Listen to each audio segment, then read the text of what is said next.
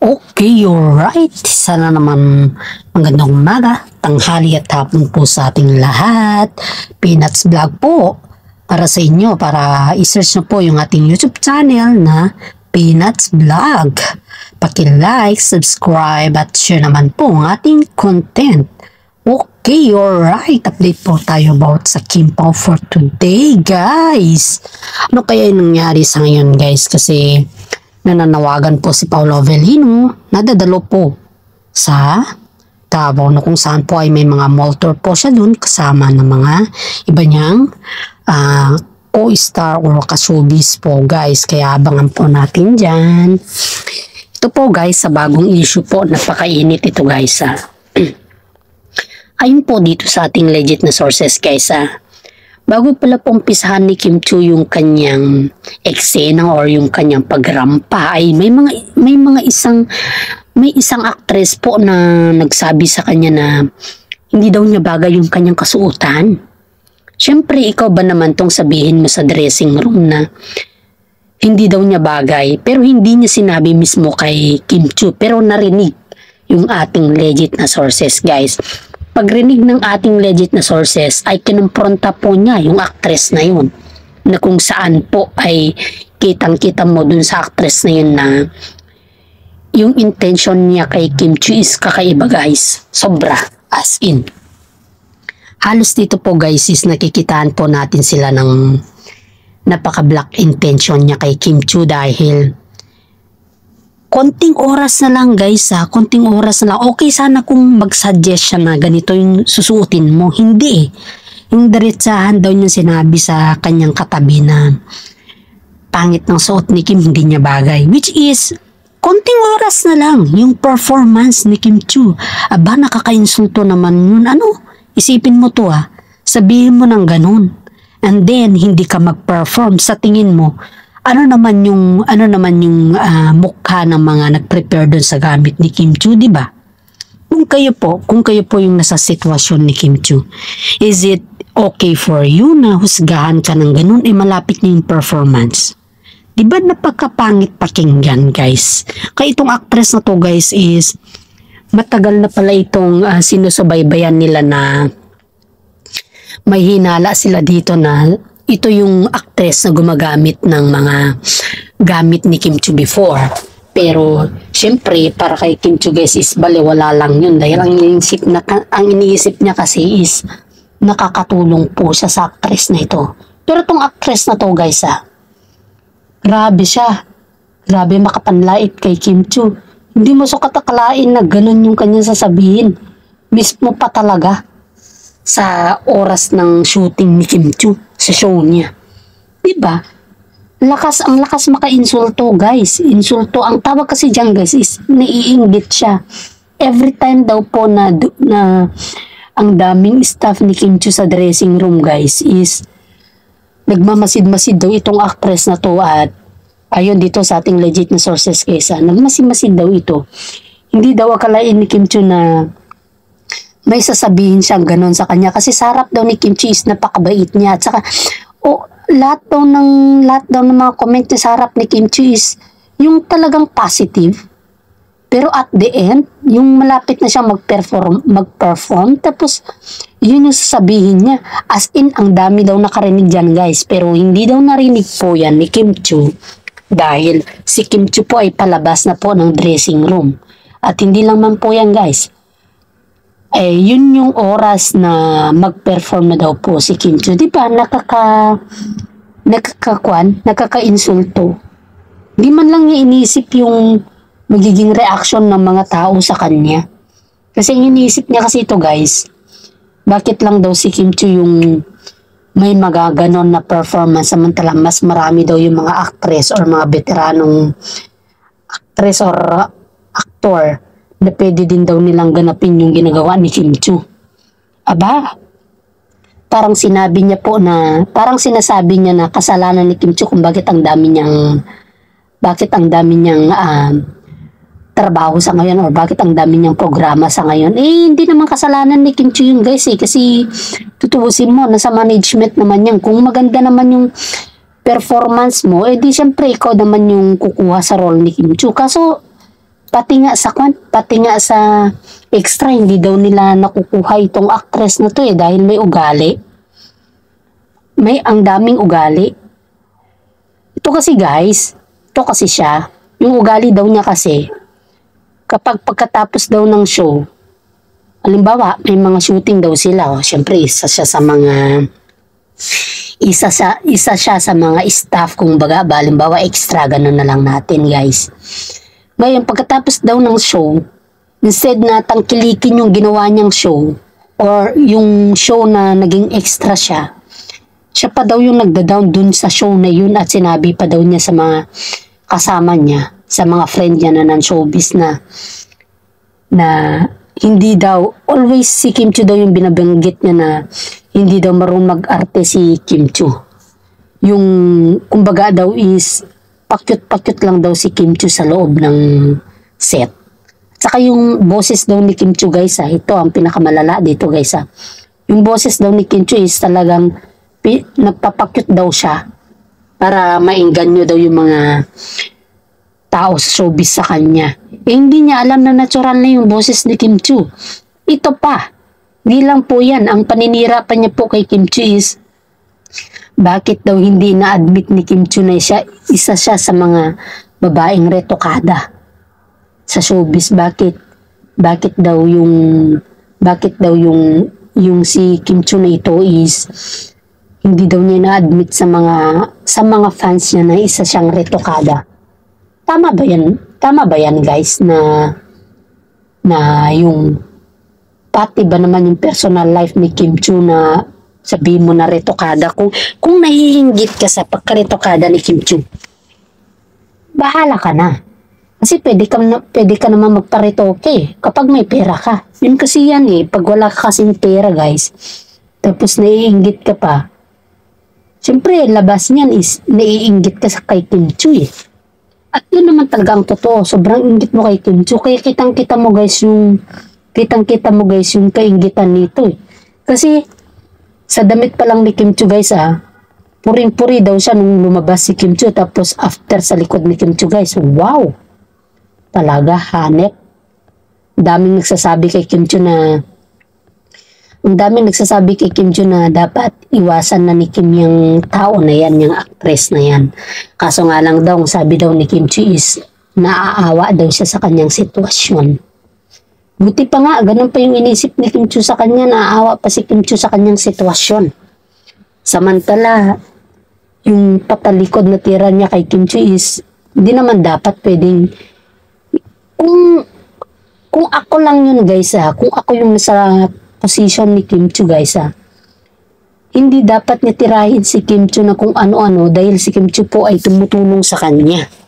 Ayon yan po sa ating legit na sources guys. Pati pera guys, kapag walang-wala daw yan guys, open daw si Kim Chiu sa kanya, pati sa set pinapasendan pa daw yan ng pera, mga gamit na kung saan po ay gagamitin niya sa show. Dapat hindi lang po sa mga gamit guys pati yung sasakyan ni Kim Chiu guys, pinapahiram din daw sa kanya. Imaginin mo yan yan yung ugali niya kay Kim Chiu. Samantala itong si Kim Chiu, di lubos niya akalain na yun yung talagang sasabihin niya under yung malapit ng performance si Kim Chiu. Diba nakakakwan, insulto. Kaya itong sabi ng ating legit na sources guys is, marami na daw nagsabi kay Kim Chiu na kung pwede daw is medyo hindi naman tigilan ba, pero medyo isnabin ba yung actress na ito kasi hindi maganda ang impluwensya niya kay Kim Chiu. One time pa daw guys, ito guys one time, diba nasa on roll na daw si Kim Chiu, tapos sinabihan daw niya si Kim Chiu na hihiramin daw niya yung sasakyan dahil may pupuntahan daw siyang emergency. Which is, kung ikaw man, kung sakali lang po guys, kung sakali on set yung tao or baga is busy yung tao, hindi naman dapat na disturbohin mo kasi nagtatrabaho yung tao, di ba? Kung may hiya ka ng konti, di dapat sana patapusin mo yung set. Yun dapat yung gawin mo, hindi yung on set si Kim Chiu, tapos disturbohin mo siya para lang hiramin yung sasakyan. Tapos after all, sinisira mo si Kim Chiu sa lahat ng mga kaibigan mo. Diba? Nakakakuan guys kumbaga masakit sa tenga, masakit sa, ako guys na Kim Pao na idol ko ang Kim Chiu at saka Paolo Avellino, nasasaktan ako sa ginagawa ng actress na to. Parang pati pagtulong ni Kim Chiu sa kanya, hindi naman lang niya inunor. Kumbaga hindi niya binigyan ng halaga. Diba, nakaka-frustrated na sinasabi nila na yung taong tumutulong sa'yo, dapat naman bigyan mo ng respeto. Hindi yung kung ano-ano na lang yung sinasabi mo, and then, sisirain mo pa siya sa mga publiko ba? Yun yung pinakamasakit dito Kaya sabi daw ng mga ibang kaibigan ni Kim Chiu na, Kim, medyo iwasan mo tong tao na to kasi bad influence siya sa'yo, sabi daw yung mga kaibigan ni Kim Chiu sa kanya. Pero itong si Kim Chiu po, mabait talaga. Sobrang bait niya kako kasi sabi lang daw ni Kim Chiu is malaki kasi yung pangangailangan. So parang pag malaki yung pangangailangan is parang bigasan niya na si Kim Chiu pag ganun. Hindi naman ibig sabihin na porque malaki yung pangangailangan niya, sisirain niya na si Kim Chiu sa publiko. Di ba hindi naman tama yun? Hindi naman tama na gawin niyang ganun si Kim Chiu, guys. Paki-comment down below nga po, guys, kung ano yung mga idea nyo dyan kasi ako, nanggigigil ako dito sa actress na to Pati itong legit na sources natin, guys, muntik daw niyang masabihan itong actress na to na hanggat maaari, siya na lang daw yung lumayo kay Kim Chiu kasi hindi daw kayang konsensya ni Kim Chiu na layuan siya. Dahil every time pala humingi pala ito kay Kim Chiu. Klain mo yan yung masama. Pag ikaw ay tinulungan, dapat naman din i-appreciate mo. Hindi yung ikaw pa tong manira sa kanya. My God, ilang utang na loob. Kaya si Paolo Avellino guys is nanggigigil dito at hindi lang daw po niya sinasabi kay Kim Chiu kasi pag sinasabi daw niya kay Kim Chiu, sabi daw ni Kim Chiu na dumaan ka din sa mga ganyan na bagay, sabi daw ni Kim Chiu sa kanya. Kaya si Paolo po ay nirerespetan niya yung decision ni Kim Chiu. Pero pag kadalasan na naman, yung palagi naman na gano'n na yung karakter ng babaeng ito, ng actress na to guys, is nasasaktan naman po si Paolo Avellino. Halos si Paolo po ang nagsasabi kay Kim Chiu na hindi na natin kailangan yung tao na ganyan kasi baka balang araw siya yung magpadapa sa atin. Yan daw po yung sabi ni Paolo Avellino kay Kim Chiu, guys. Kaya sabi daw ni Kim Chiu is hanggat kaya natin siyang tulungan is tulungan na lang natin siya kasi yung tao na yan is wala na siyang ginawa kundi puro padapa na lang at hindi ko alam kung kailan natin siya pwedeng iwan dahil paano naman natin iiwan siya wala naman siyang kapera-pera. Yan daw po yung sabi ni Kim Chiu kay Paolo Avellino, guys. Kaya po guys, tingin ko kay Kim Chiu dito sobrang humble niya kahit sinisiraan na siya sa mga kasama niya, kung ano-anong pinagsasabi. Kitang-kita mo dito yung humbleness ni Kim Chiu. Talagang pinakita niya dito na hanggat maaari kahit siraan siya, basta importante, makatulong siya. Tama naman, may point naman si Kim Chiu, pero may point din yung mga ibang kaibigan ni Kim Chiu, guys, dahil nagsasawa na siguro sila sa kakahingi nito na actress na to kay Kim Chiu. Kasi every time, guys, parang wala na daw itong respeto kay Kim Chiu. Ito yung ngayon dito sa ating legit na sources. Isipin mo nasa set si Kim Chiu tapos bigla siyang umentrada doon at kung ano-ano na lang daw yung sinasabi niyang emergency.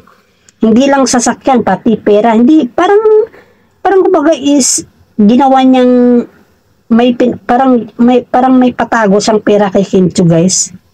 Okay lang naman sana kung yun ay talagang kaibigan na tunay ba? Yung hindi siya plastic. Pero ito, halos daw, mga kaibigan niya is, napaka-negative daw yung maririnig mo na sinasabi niya kay Kim Chiu. Kaya yung mga kaibigan din ni Kim Chiu, ay awang-awa din kay Kim Chiu. At saka siya din pala po, ito yung nagta-transfer guys sa mga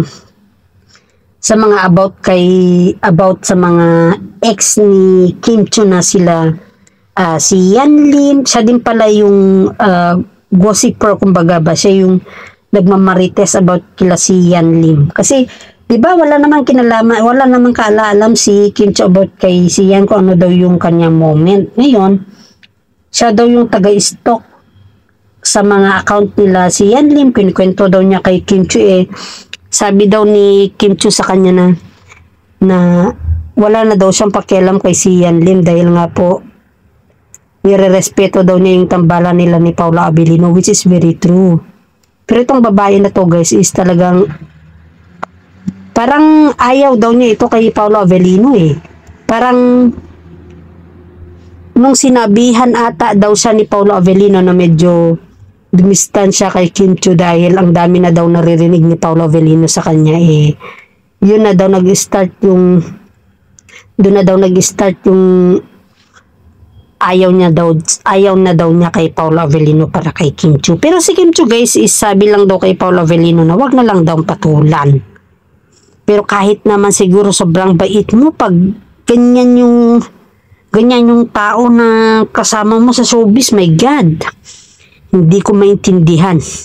Hindi ko masukat akalain na natitiis ni Kim Chiu na ginaganon siya ng actress na to. At hindi lang po ako yung nakapansin dyan guys. Ang dami nang nakapansin na kaibigan ni Kim Chiu sa kanya guys na tinitiis daw ni Kim Chiu ito dahil ang laki daw ng pangangailangan. Yan yung word daw ni Kim Chiu, ang laki daw ng pangangailangan. Supposedly, kapag malaki kasi yung pangangailangan ng tao, ayon sa akin yung sarili ko itong opinion guys, kapag malaki yung pangangailangan ng tao, dapat huwag siyang manira.